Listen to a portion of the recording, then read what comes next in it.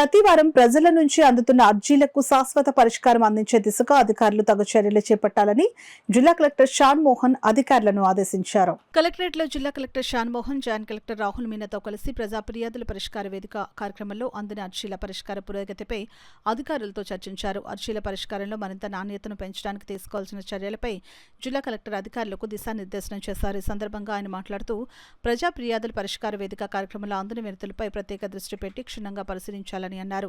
అర్జీదారుని సమస్య పట్ల సానుకూల దృక్పథంతో వ్యవహరించి సంతృప్తి స్థాయిని పెంచేందుకు అధికారులు కృషి చేయాలని జిల్లా కలెక్టర్ అధికారులకు స్పష్టం చేశారు.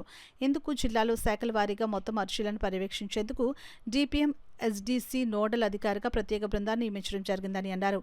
సమావేశంలో ZP CEO VVS Lakshmanarao, CPO P Trinath, Kakinada Peddapuram ఆర్టీఓలు S Mallibabu, K Sriramani, DPA SDC Venkateswararao, సమగ్ర శిక్ష APC P Venugopal, Kakinada DLTO Vasudevarao, ఇతర అధికారులు తదితరులు పాల్గొన్నారు.